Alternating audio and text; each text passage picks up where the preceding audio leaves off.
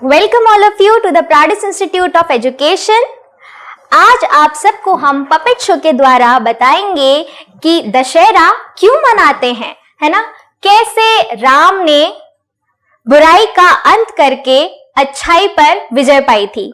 ठीक है, तो चलो देखते हैं आज का शो।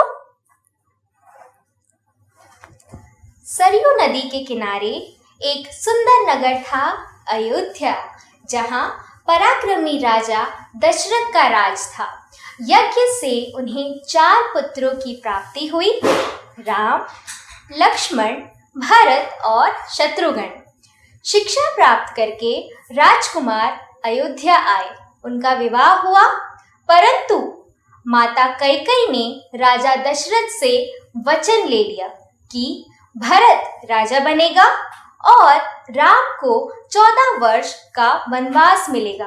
अब हमारी कहानी शुरू हो रही है वन से। मैं अपना पुत्र धर्म निभाऊंगा और वनगमन करूंगा। तुम मेरे प्रस्थान की तैयारी करो सीते। स्वामी, मैं भी आपके साथ चलूंगी, जहां आप वहां मैं। ये तुम क्या कह रही हो सीते? वन में रहने का अर्थ भी जानती हो? मेरे लिए आपका साथ ही सब कुछ है। तुम्हें अनुमान नहीं है सीते, तुम्हारे ये कोमल पैर कभी महल के नीचे नहीं पड़े। वो दुर्गम वन के कांटे, भयानक राक्षस कैसे सहेंगे, कैसे सीते? मैं तुम्हें वहां नहीं ले जा सकता। स्वामी, मेरे प्राणनाथ अगर मेरे साथ है तो मेरी तरफ कोई आंख उठाकर भी नहीं देख सकता। ये रघुवीर के बिना ये जान की कुछ नहीं है।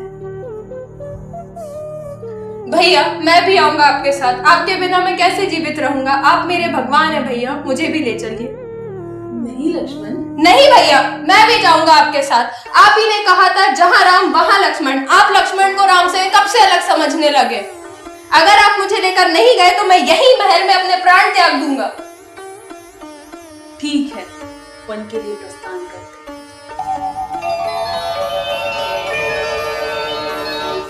कितना सुंदर हिरन है ये। इसके सींग सोने जैसे हैं और खाल सुनहरी है, मानो जैसे सोने का हिरन हो, है ना स्वामी?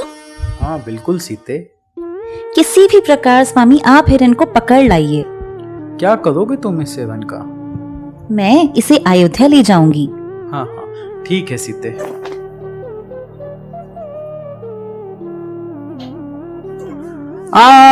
सीते, लक्ष्मण मुझे बचाओ।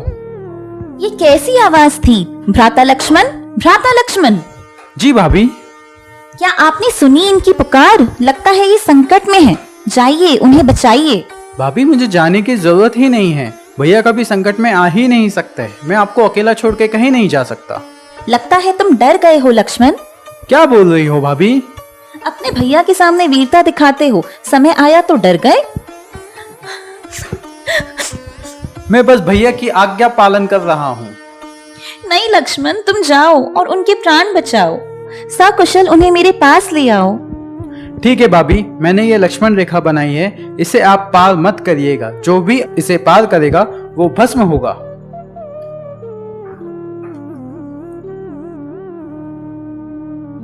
भिक्षाम देहि, भिक्षाम देहि।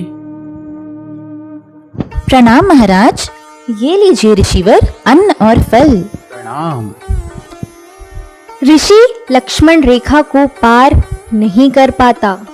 जो भी कुछ देना है बालिके वो इधर आकर दो।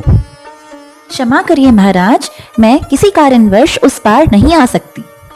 द्वार पर आए अतिथि का ऐसा अपमान कर रही हो बालिके, तुम्हें शर्म नहीं आती? ऋषि आप क्रोधित ना होइए, मैं स्वयं आती हूँ।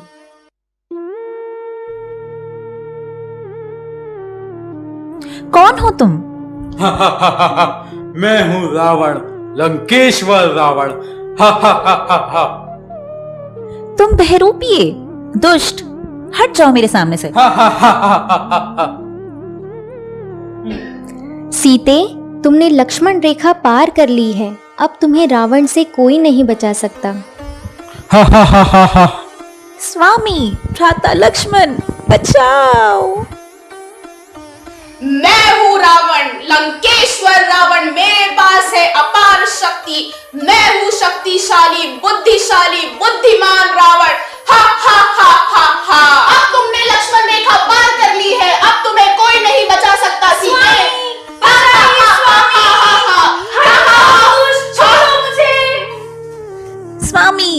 माता लक्ष्मण बचाइए, स्वामी बचाइए, बचाइए स्वामी।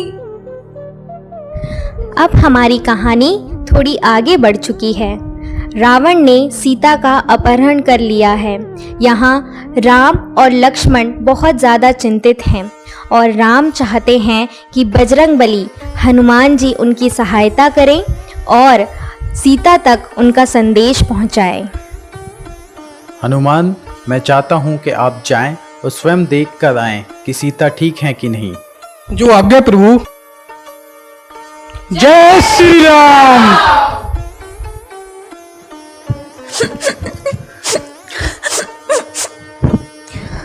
अरे ये अंगूठी कहाँ से आई?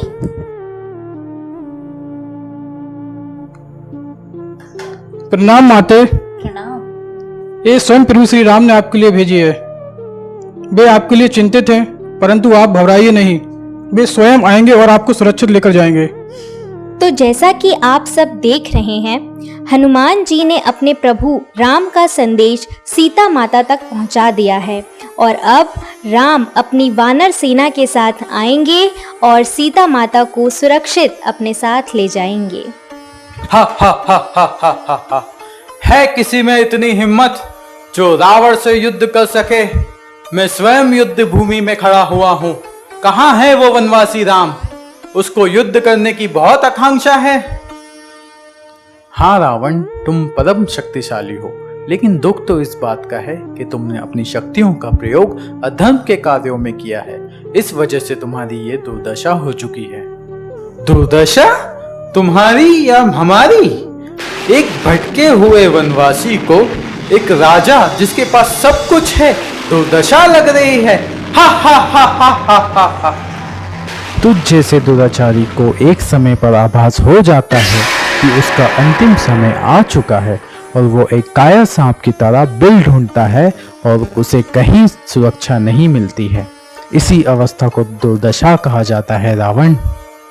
हा हा हा हा हा हा हा हा हा हा हा हा हा हा हा।